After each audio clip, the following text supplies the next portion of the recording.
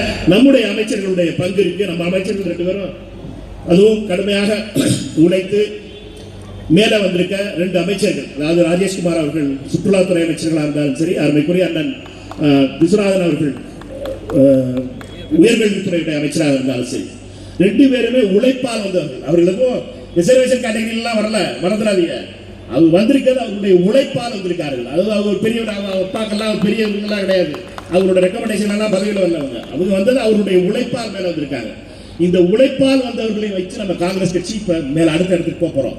நம்மை பொறுத்த மட்டும் இந்த காங்கிரஸ் கட்சி அடுத்த இடத்துக்கு கொண்டு வரணும்னா நாம் இந்த ஆட்சி கூட்டணி ஆட்சியில் இருக்கும் போதே காங்கிரஸ் கட்சியுடைய பலத்தை கூட்டணும். எப்படி கூட்ட முடியும்?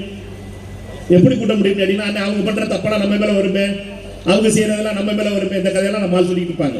தயவு செய்து ஒன்று மட்டும் மறந்துருங்க, ராகுல் காந்தி அவர்களுக்கு எந்த ஒரு சர்வே எடுத்தாலும் சரி, தமிழ்நாட்டில் பிரதமரா யார் வரணும்னு கேட்டீங்கன்னா, ராகுல் காந்தி அவர்களுக்கு 60% பேர் ராகுல் காந்தி அவர்கள் பிரதமரா வரணும்னு சொல்றாங்க.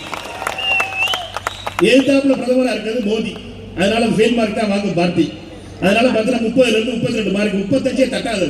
அதனால 30% தான் மோடி அவர்களுக்கு பிரதமரா வரணும்வாங்க. இப்ப நம்மளுக்கு 60% 65% ஆதரவு கொடுக்கிற ராகுல் காந்திக்கு ஆதரவு கொடுக்கிறவங்க ஏன் காங்கிரஸ் ஓட்டு போட மாட்டாங்க? கேள்வி அதுதான். நம்முடைய தேடல் என்பது திரு விஜய் அவர்களுக்கு 32% 35% வாக்குகள் இருக்கு, ராகுல் காந்தி அவர்களுக்கு 65% ஆதரவு இருக்கு. ராகுல் காந்தி அவர்களுக்கு இந்த ஆதரவை நாம் கொண்டு வர வேண்டியது, கட்சிக்குள்ள கொண்டு வர வேண்டியதுதான் நம்முடைய நிச்சயமா இருக்கணும். தயவு செய்து சகோதரர்களை நம்ம ஒண்ணு மட்டும் புரிஞ்சுக்கோங்க, ராகுல் காந்தி அவர்கள் எப்படி திரு விஜய் அவர்களை நம்பி அந்த கட்சி தமிழக வெற்றி கழகம் மிகப்பெரிய வெற்றியை பெற்றுச்சோ, அதே மாதிரி நாம் ராகுல் காந்தி அவர்களை நம்பித்தான் காங்கிரஸ் கட்சி வெற்றி பெற முடியும். நம்ம ராகுல் காந்தியை விட்டு மாணிக்கத்தாவூர் ஒரு ஆளு பெரிய ஆளாக்கும், விஸ்வநாதன் பெரிய ஆளாக்கும், அவர் பேர் என்ன, எங்க ராஜேஷ்குமார் வந்து ஒரு மந்திரி ஆகிட்ட பெரிய ஆளாக்கும், அதெல்லாம் கதையெல்லாம் கிடையாது.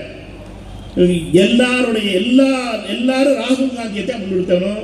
தலைவர் ராகுல் காந்தி அவர்களை முன்னிறுத்தினால்தான் காங்கிரஸ் கட்சி 35% ஆதரவோடு நம்ம 65% ஆதரவையும் கொண்டு வரக்கூடிய பலம் நம்மகிட்ட இருக்கு, கீழே மக்கள்கிட்ட இருக்கு. இந்த தேர்தலில் எது நடந்துச்சோ நடக்கலையோ ஒண்ணு மட்டும் நல்லா தெரிஞ்சு போச்சு, நீமே தமிழ்நாட்டில் பணம் கொடுத்து எலெக்ஷன் ஜெயிக்க முடியாது. பணத்துக்கு வேலை இல்லை. எல்லா கவுன்சிலர் ஆகணும்னா 10 லட்ச ரூபா கொண்டு வா, ஒன்றிய கவுன்சிலர் ஆகணும்னா 5 லட்ச ரூபா கொண்டு வா, மாவட்ட கவுன்சிலர் ஆகணும்னா 25 லட்ச ரூபா கொண்டு வா, சேர்மன் ஆகணும்னா 1 கோடி ரூபா கொடு, எம்எல்ஏ ஆகணும்னா 10 கோடி ரூபா கொண்டு வா, எம்பி ஆகணும்னா 25 கோடி ரூபா. இந்த ரேட் டேகே இல்லாம போயிடுச்சு. அதனால அரசியல் மாறிடுச்சு. சாமானிய காங்கிரஸ்காரர்களுக்கு, உழைக்கக்கூடிய காங்கிரஸ்காரர்களுக்கு வாய்ப்பு கொடுக்கக்கூடிய ஒரு அரசியலை மாத்திருக்கு. இதை நம்ம மறந்துடக்கூடாது. இது வருமா வராதானே நான் நினைச்சேன். இதெல்லாம் ஒரு காலத்துல வருமா அப்படிங்கிறது தெரியாம இருந்துச்சு, ஆனா மாறிடுச்சு. 20 வருட அரசியல்ல பெரிய மாற்றம் இந்த தேர்தலில் வந்ததுங்கிறது.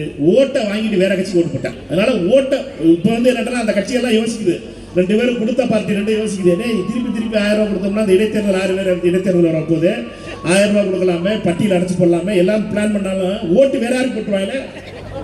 இது விளைவு என்னட்டா, அரசியல் மாறிடுச்சு. இந்த அரசியல் மாற்றத்தை நாம் புரிந்து கொள்ள வேண்டியது நம்முடைய கடமையா இருக்கு. காங்கிரஸ் கட்சியை பொறுத்த மட்டும் ராகுல் காந்தி அவர்கள் பிரதமராக வேண்டும் 2029. இப்ப வந்து நம்ம வந்து கூட்டணி ஆட்சி 2026 வரணும்னு நினைச்சோம், ஆட்சியில் பங்கு வேணும்னு நினைச்சோம், நடந்துருச்சு. ஆட்சியில பங்கு பெற்று 2 அமைச்சர்கள் வந்திருக்காங்க. அடுத்த இலக்கு இந்த டார்கெட் அச்சீவ் பண்ணிட்டோம். இந்த மிஷன் அக்கம்ப்ளிஷ். அடுத்த மிஷன் நம்மளுக்கு ராகுல் காந்தி 2029 பிரைம் மினிஸ்டர் ஆகணும். PM ராகுல் காந்தி தான் அப்படிங்கிறத நம்மளுடைய குரலா இருக்கணும். ஏன் ராகுல் காந்தி ஆகணும்? அடுத்த கேள்வி கேள்வோம். ஏன் திரு விஜய் அவர்கள் முதலமைச்சர் ஆயிட்டாரு, நீங்க காங்கிரஸ்காரங்க திருப்பி வந்துட்டு நீங்க இந்த வேலையெல்லாம் கட்டாயிடா, நீங்க உங்களுக்கு இது பண்ணணும், நாங்க உங்களை தூக்கி பிடிச்சோம்னா நம்மளால இன்னொரு ஆள் சொல்லுவான், ரைட்டா? அந்த கதையெல்லாம் கிடையாது. ராகுல் காந்தி பிரதமரானா தமிழ்நாட்டினுடைய 5 முக்கியமான பிரச்சனைகள் என்னென்ன? நீட் இருக்கக்கூடாது, ரைட்டா? நீட்டுக்கு நம்ம எதிர்த்து சொல்றோம். இது மோடி நீட் இருக்கணுங்கிறார். காவிரியில நியாயமான நம்முடைய நீருக்கான நியாயமான உரிமை நமக்கு கிடைக்கணுங்கிறோம். மேலதாவது அமைக்கக்கூடாதுன்னு சொல்றோம். மோடி நாளை கூட அமைச்சு அலோவ் பண்ணாருன்னா கட்ட ஆரம்பிச்சிருவாங்க. அதனால அதை மோடி என்ன கர்நாடக அரசியல் அவருக்கு ரொம்ப முக்கியம் நினைக்கிறார். அதே மாதிரி மீனவர்களுடைய பாதுகாப்பு இது ரொம்ப முக்கியமானது. அதே மாதிரி தமிழ்நாட்டுக்கு வர வேண்டிய நிதிகள், கல்வித்துறையில இருக்கிற நிதியெல்லாம் வர மாட்டேங்குது, நம்மளுக்கு டெவல்யூஷன். அதே மாதிரி நம்ம சகோதரர் பிரவீன் அவர்கள் சொல்ற மாதிரி கடன் சுமையில் இருக்கிறதுனால நம்முடைய இந்த லீக்கேஜஸ்லாம் அது பண்ணி மத்திய அரசுடைய சப்போர்ட், நம்மளுக்கு ஃபைனான்சியல் சப்போர்ட்டுங்கிற ரொம்ப முக்கியமா இருக்கு. இந்த 5 விஷயங்கள் யார்? மோடி தான் தரமாட்டாரு. மோடி தான் தமிழ்நாட்டுக்கு தரமாட்டாரு. இந்த 5 விஷயத்தை பண்ண மாட்டேங்கிறாரு. 12 வருஷத்துல மோடி இங்க 5 விஷயத்தை பண்ண மாட்டேங்கிறாரு. யாரு பண்ண போறா? ராகுல் காந்தி பண்ண போறாரு. அப்படின்னா என்னடா, திரு விஜய் அவர்களுடைய அரசு எதெல்லாம் செய்யணும்னு நினைக்கிறதோ, இதுக்கெல்லாம் கட்டையை போட்டு நினைக்கிறாங்களோ.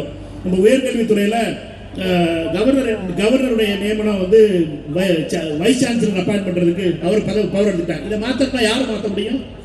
ராகுல் காந்தி அவர்களால் தான் மாற்ற முடியும். ராகுல் காந்தி பிரதமரானா இந்த விஷயங்கள்லாம் மாறும். இதை நம்ம தெளிவா சொல்லணும். காங்கிரஸ் தோழர்கள் எதற்காக திரு விஜய் அவர்கள் தமிழ்நாட்டில் ஆட்சிக்கு வந்தாச்சு, அவரை ஆட்சி நடத்த விடாமல் தடுத்துக் கொண்டிருக்கின்ற கூட்டத்தை அந்த அரசு, மத்திய அரசுல இருக்கிற மோடி அரசு வீட்டுக்கு அனுப்பினோம்னா தான் தமிழ்நாட்டுக்கு நல்லது வரும். இந்த செய்தியை நம்ம சொல்லணும். இந்த நேரட்டிவை நம்ம கீழே பில்ட் பண்ணணும். நம்மை பொறுத்த மட்டும் இந்த சண்டை 2029க்கான சண்டை 2 தான். ஒரு பக்கம் மோடி, ஒரு பக்கம் ராகுல் காந்தி. எந்த பக்கத்தில் இருக்க? அதுதான் கேள்வி. எங்களோட இருக்கியா இல்லைங்கிறதெல்லாம் வேற காரணம் தான். ராகுல் காந்தியோட இருக்கியா, மோடியோட இருக்கியா? இதுதான் கேள்வி. யார் தமிழ்நாட்டில் எங்கிட்டு இருக்கீங்க முடிவு பண்ணிக்க. அண்ணன் எச் ராஜாவோட சேர்ந்து மோடியை சப்போர்ட் பண்றியா, பழனிசாமி அந்த மாதிரி பண்ணு, மக்கள் ஓட்டு போடுவாங்க. உனக்கு அப்புறம் எங்களை பொறுத்த மட்டும் எங்களுடைய முகம் ராகுல் காந்தி. ராகுல் காந்தி தான் பிரதமர் வேட்பாளர். இப்ப பிரதமர் வேட்பாளர் அவருக்கு வாக்களிக்க வேணும்னா காங்கிரஸ் கட்சிக்கு ஆதரவு தாருங்கள். காங்கிரஸ் கட்சியுடைய தொண்டர்கள் இதை திருப்பி சொல்லணும். இதை மையமா வச்சுட்டா 2029 தான் நம்ம டார்கெட். நம்ம டார்கெட்ல 40க்கு 40 அடிக்கணும். அதுதான் நம்மளுடைய டார்கெட்டா இருக்கணும். புதுச்சேரி சேர்த்து சொல்றேன். ஐயா மாநில தலைவர் வைத்தியலிங்க இருக்காரு, ஆனா அவர்கிட்ட கேட்காமலே நம்ம சொல்லலாம். பொறுப்பாளர் இங்க இருக்கிறதுனால நம்மை பொறுத்த மட்டும் நம்முடைய டார்கெட் அதாக தான் இருக்கணும். 2029 பாராளுமன்ற தேர்தல் நம்ம எப்படி ஜெயிக்க போறோம், அதற்கான நேரட்டிவ் எப்படி பில்ட் பண்ண போறோம் அப்படிங்கிறத ரொம்ப முக்கியம். உள்ளாட்சி தேர்தலை பத்தி முதல்ல பேசிட்டோம். பொதுச்செயலாளர்கிட்ட, முக்கிய தலைவர்கிட்ட அதை பேசி உள்ளாட்சி தேர்தலுக்கு காங்கிரஸ் கட்சி எப்படி நம்ம தயார் செய்யணும், எப்படி இந்த கூட்டணியில தாவேகாவுடான கூட்டணி மரியாதையான கூட்டணி, நம்ம ஒன்று மட்டும் மறந்துடக்கூடாது. மரியாதை மரியாதை மரியாதை ஒரு வார்த்தை பேசிட்டே இருக்கோம் திருப்பி. உண்மையிலேயே மரியாதையான ஒரு கூட்டணி அமைச்சிருக்கு. அந்த மரியாதையை நம்ம கெடுத்துக்கிட்ட கூடாது. நம்மளும் அவங்களும் நம்மளை கெடுத்துக்கூடாது. நம்மளும் அந்த மரியாதையை மெயின்டைன் பண்ணணும். ஏன்னா நம்ம எல்லாருக்கும் தெரியும், நான் அடிக்கடி விருதுநகர்ல மதுரையில் சொல்றாப்புல தான். காங்கிரஸ்காரனை பொறுத்த வரைக்கும் பார்த்தீங்கன்னா, ஊர்ல யாருப்பா காங்கிரஸ்காரன், ஊர்ல மரியாதையான ஆள் யாரு இருக்கானோ அவெல்லாம் காங்கிரஸ்காரன் இருப்பான். மற்ற சொத்துக்கு ஆசைப்படாதவங்களாம் காங்கிரஸ்காரனா இருப்பான். சாதாரண குடும்பத்தில் இருக்கவங்களா இருப்பாங்க, ஆனா மரியாதையான ஆள் இருப்பாங்க. அவர் நல்ல மரியாதையான ஆள்பா, அரசியல் இருப்பா காங்கிரஸ். ஆனா சம்பாதிக்க தெரியாது, பிழைக்க தெரியாத ஆள்பா, பிழைக்க தெரியாத பார்ட்டி அப்படின்னா. ஆனா அப்படி இருக்கிறது தான் காங்கிரஸ். அதுதான் காங்கிரஸ், அதுதான் நம்மளுடைய டிஎன்ஏ. இதை மட்டும் மறந்துடாது. பிழைக்க தெரியாத இருப்போம். இதுல என்ன ஆகிப்போகுது? அதுக்கு தானே காமராஜர் சொத்து சேர்த்து வச்சு போயிருக்காரு. அதை காத்து அண்ணன் கொடுத்துருக்காருல்ல. அப்ப காங்கிரஸ் கட்சியை பொறுத்த மட்டும் நம்ம எதையும் எடுத்து ஓட விரும்பல.